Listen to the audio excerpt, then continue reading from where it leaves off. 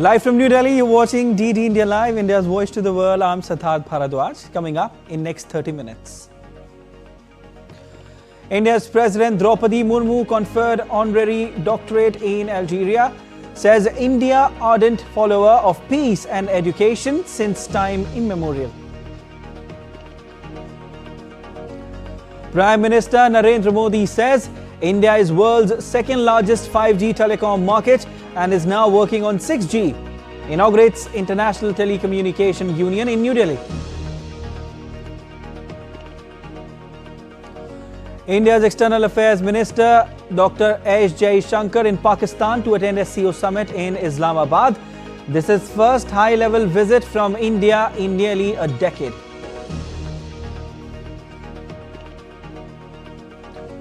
Netanyahu tells US President Joe Biden that Israel will not hit Iranian nuclear energy sites as West Asia remains on high alert.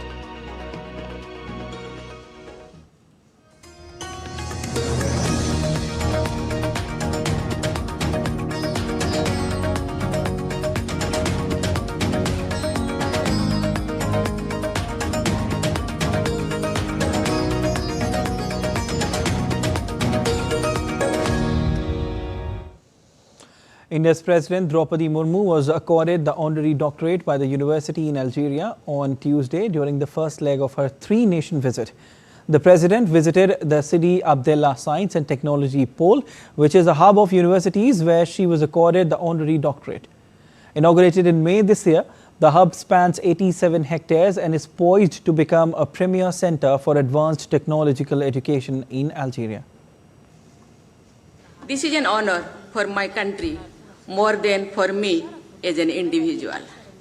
It is an honor you are bestowing on a country, citizen and the culture that has been an ardent and consistent champion of peace and education since time immemorial. Prime Minister Narendra Modi inaugurated the International Telecommunication Union World Telecommunications Standardization Assembly in India's national capital, New Delhi. Speaking on the occasion, the Prime Minister highlighted that India's digital vision worked on 4 pillars: cheaper devices, connectivity reaching all corners, affordable data, and digital first. Prime Minister Narendra Modi inaugurated the World Telecommunications Standardization Assembly 2024 at Bharat Mandapam in New Delhi. Prime Minister Modi also launched the 8th edition of the India Mobile Congress Technology. Addressing the gathering, the Indian Prime Minister said that India's mobile and telecom trajectory in the 21st century serves as a remarkable case study for the world. 2014 में भारत में सिर्फ 2 mobile manufacturing unit थी, आज 200 से ज्यादा है। पहले हम ज्यादातर फोन बाहर से इंपोर्ट करते थे, आज हम पहले से 6 गुना ज्यादा मोबाइल फोन भारत में बना रहे हैं। हमारी पहचान एक मोबाइल एक्सपोर्टर देश की है और हम इतने पर ही नहीं रुके हैं। अब हम चिप से लेकर फिनिश प्रोडक्ट तक दुनिया को एक complete made in India phone देने में जुटे हैं। World Telecommunications Standardization Assembly 2024 is the game changer in more ways than one. It provides a powerful platform for global collaboration besides shaping future standards in next generation technologies like artificial intelligence, big data and cyber security. PM Modi stressed that world should adapt global framework to fight against the cyber threats. Bharat हजारों वर्षों से वसुधैव कुटुंबकम के अमर संदेश को जीता रहा है। हमें G20 का नेतृत्व करने का अवसर मिला, तब भी हमने one earth, one family, one future का ही संदेश दिया। भारत दुनिया को कॉन्फ्लिक्ट से बाहर निकालकर कनेक्ट करने में ही जुटा है। प्राचीन सिल्क रूट से लेकर आज के टेक्नोलॉजी रूट तक भारत का हमेशा एक ही मिशन रहा है, दुनिया को कनेक्ट करना और प्रगति के नए रास्ते खोलना। Earlier, PM visited an exhibition featuring India's leading companies and startups showcasing groundbreaking innovations in AI, 6G, IoT, and more. This landmark global conference, held every 4 years, has drawn over 3,000 industry leaders, policymakers, and technology experts from more than 190 countries. This event offers Indian startups and research institutions a golden opportunity to gain critical insight into the intellectual property rights and standard essential patents, paving the way for new technological breakthroughs. India is not just witnessing the future, India is leading it. With camera person Aniket, this is Tapush Bhattacharya for GD India from Delhi. Railtel Corporation of India, a mini Ratna PSU under the Ministry of Railways, is promoting Indian technology and innovation in South Africa and nearby regions. In an exclusive interview with DD India correspondent Tapas Bhattacharya, CMD Sanjay Kumar discussed Railtel's extensive 80,000 km pan-India optic fibre network, which covers major cities and 70% of India's population. India's digital infrastructure is growing at a rapid pace and Railtel is playing a pivotal role in that. I have joined with me Sanjay Kumar, the CMD of Railtel. Sir, pleasure having you here. We can see this amazing place, India Mobile Congress, and everybody is talking about Railtel, and it's more than 80,000 plus, route of OFC cable. That's a huge number that we are talking about. Over last 22 years, in fact 24 years now, but 22 years active life, we have evolved not only as an telecom company. Now we have in fact metamorphosed into a digital enabler. And the USP of our company is that since being part of railways network, we pass through tier 2, tier 3 towns and touch upon many remote and rural areas also. So one of the, I would say, what we could really give it to the nation is that we could digitally connect, we could give broadband services to the rural areas. How do you see this aligning with Prime Minister Narendra Modi's vision of taking India forward when it comes to digital infrastructure and taking 6G and artificial intelligence and technologies like this? We have partners, and with them we are approaching government, various governments, state governments and organization of central government as well, where we can in fact enable them good governance with these kind of AI tools. In addition to that, we have now recently not only serving our own country, we are going to developing countries as well, as especially targeting African continent, where we can take our indigenous technology to those countries. Right. So this is a classic example of making India, taking it to the world, for the global world. With camera person Aniket, this is Tapush Bhattacharya for GD India from Delhi. Exhibitors and startups spoke about their services at International Telecommunication Union World Telecommunications Standardization Assembly 2024 being held in India's capital, New Delhi.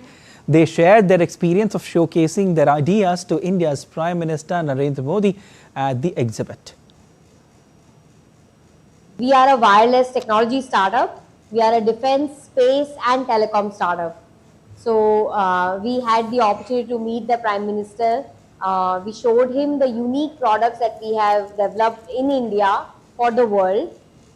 These products are used for connecting gram panchayats, unconnected regions which are very, very difficult to connect with fiber-like speeds wirelessly.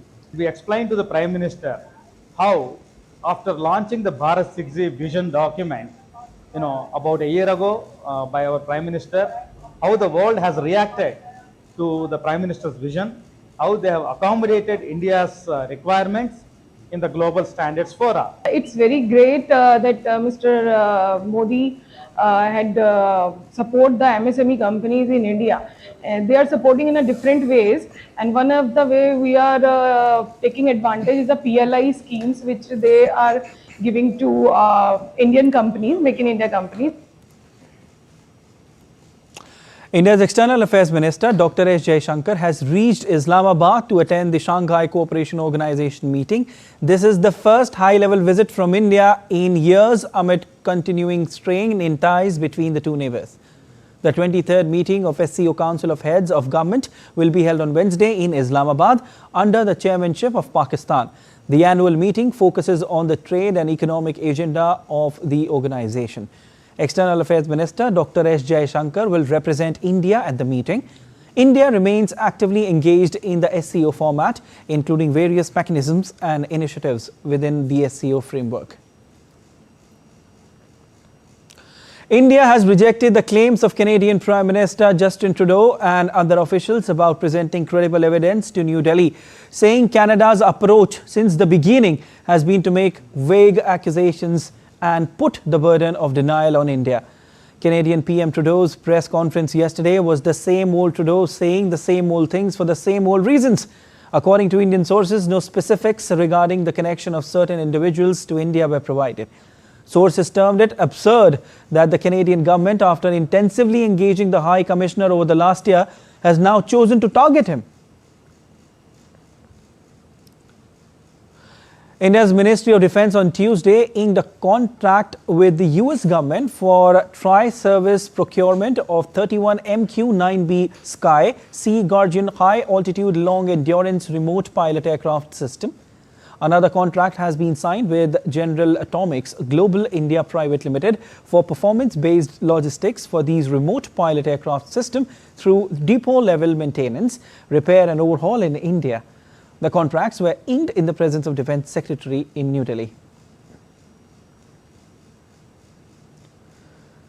Tensions escalated on the Korean peninsula after North Korea blew up parts of the road of the military demarcation line dividing the two Koreas.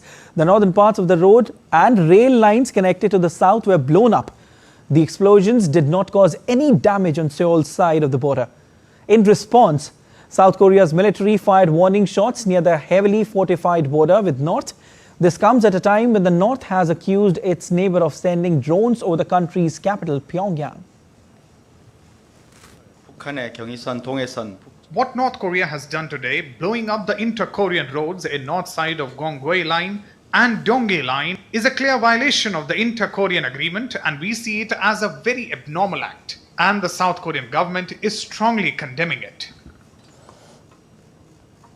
Israel's Prime Minister Benjamin Netanyahu's office said on Tuesday that Israel and not the United States will decide how it will strike back after Iran fired around 200 missiles at his country earlier this month. Israel has vowed to respond to the attack. Meanwhile, the Biden administration has warned Israel against striking Iran's nuclear or oil facilities in order to avoid broader conflict. Tensions between Israel and Hezbollah continue to escalate after a deadly drone attack on October 13 killed 4 Israeli soldiers. Israeli Prime Minister Benjamin Netanyahu has vowed to show no mercy to Hezbollah.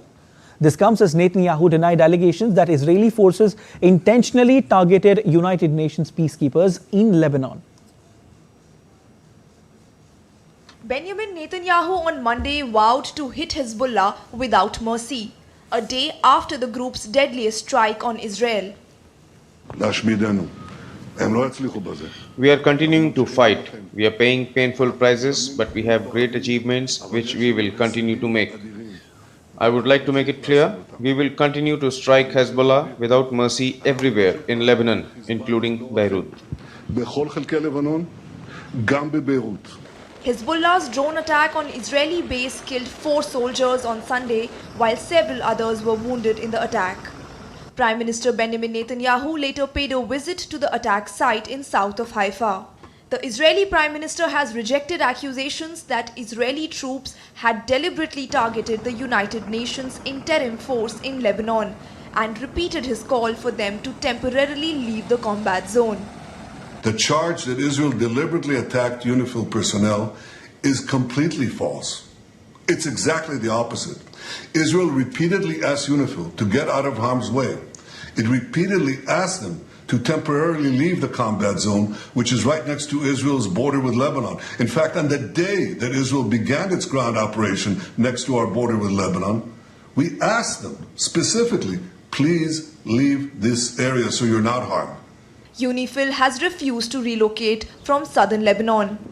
As you know, the decision was made that UNIFIL would currently stay in all its position in spite of the calls that were made by the Israeli Defense Forces to vacate the position that are in the vicinity of the Blue Line. I want to emphasize that this decision still remains. It was confirmed this morning by the Secretary General. The UN Security Council for the first time on Monday expressed strong concerns over peacekeepers being wounded. Against the backdrop of ongoing hostilities along the Blue Line, the members of the Security Council expressed their strong concerns after several UNIFIL positions came under fire in the past days. Several peacekeepers have been wounded. They urged all parties to respect the safety and security of UNIFIL, personnel and UN premises. They recalled that UN peacekeepers and UN premises must never be the target of an attack. 5 peacekeepers were injured in a series of incidents last week, with the latest seeing the UN force accuse Israeli troops of breaking through a gate and entering one of their positions. Israel's war with Hezbollah continues to intensify as airstrikes in northern Lebanon killed 21 people on Monday, while millions of Israelis took shelter from Hezbollah rockets. Bureau Report, DD India. And still to come on this edition of DD India Live. Elections in India's Maharashtra to be held on 20th of November. 2-phase polls in Jharkhand on November 13th and 20th. Club of Rome warns against environment concerns, says that world is heading towards environmental collapse.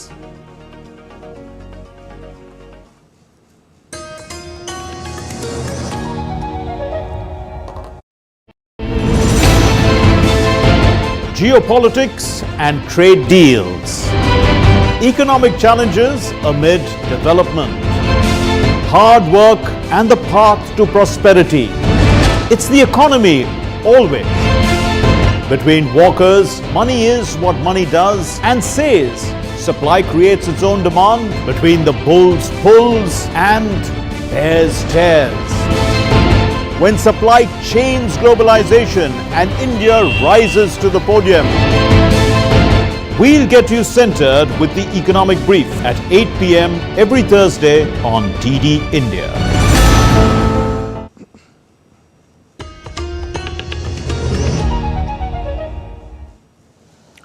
You're watching DD India Live. I am Siddharth Bharadwaj, and the Election Commission of India has announced the schedule for assembly elections that are to be held in the Western Indian states of Maharashtra and Eastern India's Jharkhand.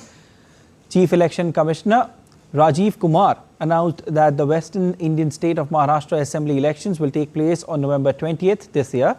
The Eastern Indian state of Jharkhand will go to assembly polls simultaneously in 2 phases. Phase 1 will take place on November 13th and Phase 2 on November 20th. There will also be a by-election held in Wayanad on November 13. Results for the assembly polls in both the states will be announced on November 23rd. For Maharashtra, this will be in single phase. The notifications, date of notifications are in front of you. 22nd October would be date of notification. Last date of making nomination would be 29th October. Scrutiny on 30th October. And last date for withdrawal 4th. And date of poll in Maharashtra would be 20th 11. Counting would be on 23rd 11 24. Jharkhand would be in 2 phases. The date of poll, first phase would be on, date of poll would be on 13th November. And the second phase would be along with Maharashtra on 20th November. So the date of issue of notification for Jharkhand phase 1 would be 18th and for phase 2 would be 22nd along with Maharashtra. Nominations for phase 1 would be till 25th of October and for phase 2 29th. This slide we will share with everyone. And date of poll would be 13th November and 20th November, both Wednesdays. And date of counting would be 23rd 11, that is Saturday. As the US presidential election reaches its last lap, former President Donald Trump and Vice President Kamala Harris campaign in Pennsylvania, one of the 7 key US swing states. During a campaign stop, Harris slammed Trump for his ominous comments about the enemy within the United States and threats to deploy the military domestically. Recent polls show Trump and Harris are neck and neck in the 7 swing states: Michigan, Pennsylvania, Wisconsin, Arizona, Georgia, Nevada, and North Carolina. Donald Trump, I think in our collective opinion, certainly mine, is an unserious man. But the consequences of him ever being president again are brutally serious. Donald Trump is increasingly unstable and unhinged. And he is out for unchecked power. That's what he's looking for. Donald Trump also hit the trail in the state with a town hall outside Philadelphia. Earlier in an interview, Trump discussed his concerns about the upcoming election day and his potential second term. Trump dismissed Biden's awareness and emphasized that the real threat comes from within the country. I think the bigger problem is the enemy from within. Not even the people that have come in and destroying our country. By the way, totally destroying our country. The towns, the villages, they're being inundated.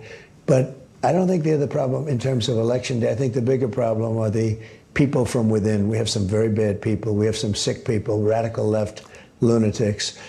And I think they're and it should be very easily handled by, if necessary, by National Guard, or if really necessary, by the military, because they can't let that happen. For decades, the Club of Rome has warned that the world is heading towards environmental collapse. But the think tank has not just issued warnings, but also policy ideas. In its latest report, the group is looking at what Germany can do to better fight climate change and what it would do to the German economy.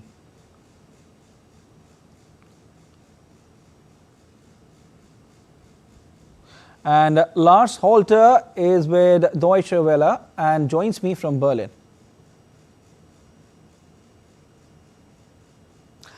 Lars, what are the findings there?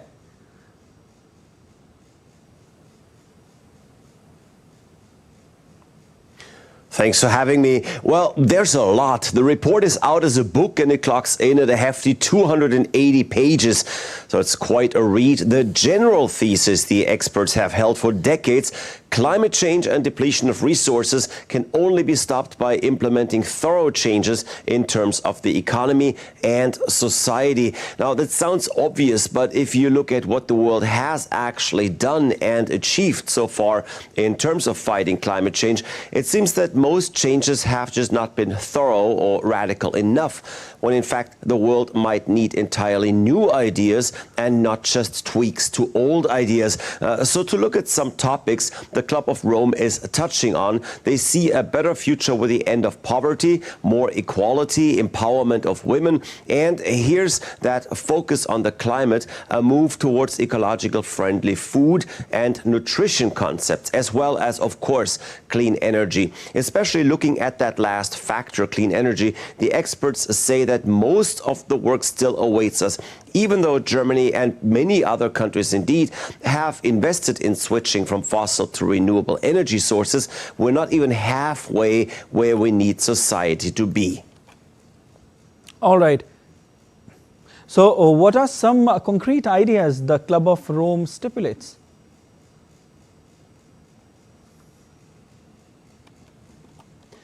Well, staying with environmental policy and specifically energy, the experts are admitting that any change is tricky because the two biggest factors at play, mobility and heating, are such a deep-rooted part of every person's life. But there have been steps to move us into the right direction. Costs have fallen for photovoltaic and wind power.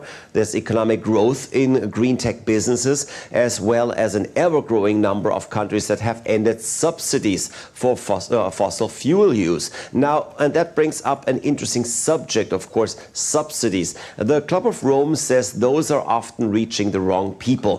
For example, Germany subsidizes charging stations for electric cars that people can put up in their garages. Now, who does that help?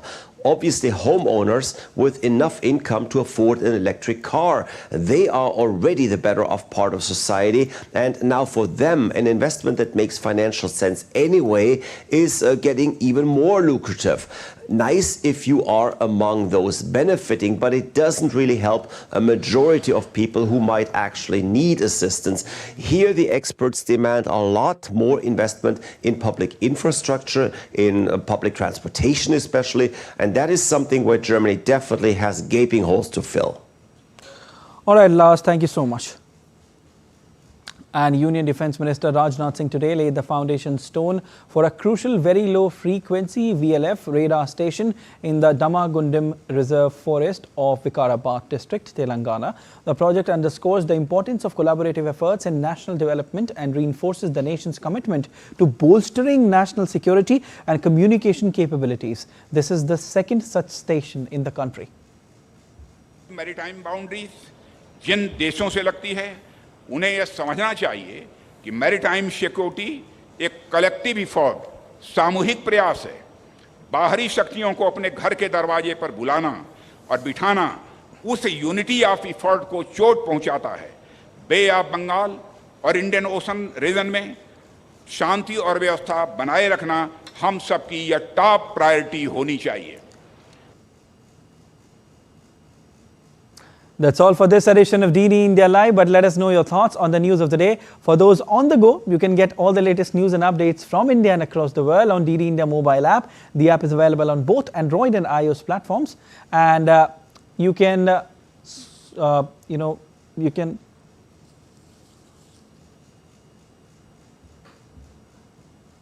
All right, and before we close, let's just turn to New Delhi, where Union Minister Jyotiraditya Scindia is addressing the media.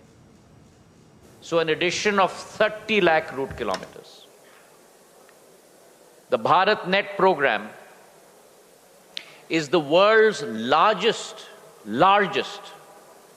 rural broadband connectivity program, costing over $17 billion, connecting all 240,000 gram panchayats across our country. And so while you have seen this huge capital expenditure, this huge infrastructure formation in our country, on the other hand, you have seen costs drop exponentially. एक तरफ जहां अधोसंरचना बना है हमारे देश में, वहीं दूसरे तरफ दाम ऐतिहासिक तरीके से गिरे हैं। A telephone call used to cost 50 paise 10 years ago. It today costs 3 paise. Internet connectivity of 1 GB used to cost 289 rupees. It today costs 8.9 rupees. There's been a 96% drop, as you've seen a huge increase, exponential increase in connectivity. And therefore it is apt that on this day the Prime Minister has unveiled, on the one hand, the World Telecom Standardization Assembly's meeting in New Delhi, and on the other hand, the 8th edition of the Indian Mobile Congress. Now, what does this mean for us? Two events, both landmark events. One international, the other the largest digital conference in Asia, the IMC. Both events together represents a cohesion, a union between those that provide the equipment, provide the service, provide the bandwidth, provide the carriageway and those that set the standards and the regulations for telecommunications across the world.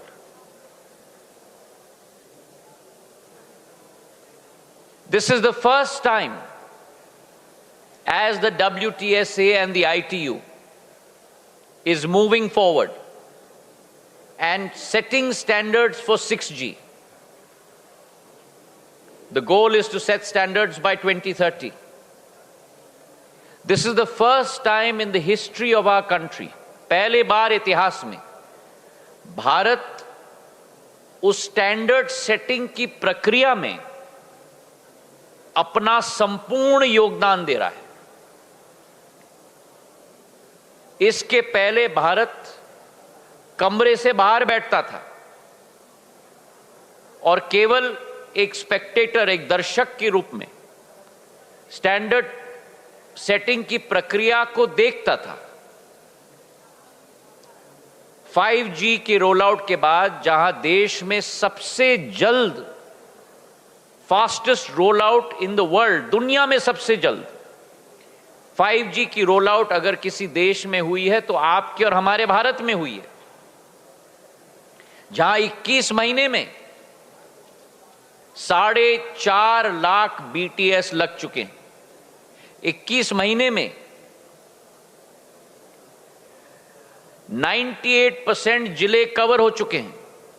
21 महीने में 80% आबादी cover हो चुकी है 5G से। और उस वातावरण में पिछले वर्ष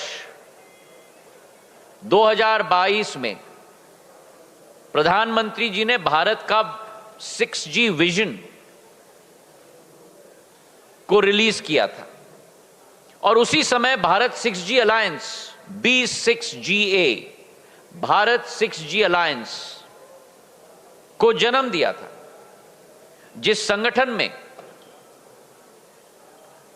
टेलीकॉम सर्विस प्रोवाइडर्स हैं, जिस संगठन में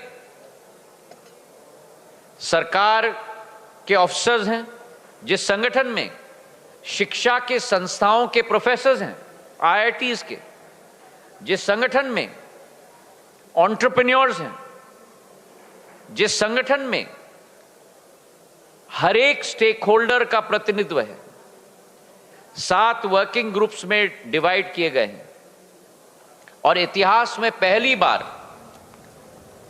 प्रधानमंत्री जी के आशीर्वाद, मार्गदर्शन के आधार पर भारत ने अपना mark already standard setting protocol में छोड़ दिया है। That was India's Minister for Communications, Jyotiraditya Scindia, briefing the media. The minister was talking about how connectivity in India has flourished many folds in the past decade. He said that a phone call used to cost 50 paise 10 years back, and now it costs 3 paise, which certainly shows how India is taking giant strides in the telecommunication sector. He also said that India has set new example in front of the world. News and updates will continue. You keep watching DD India.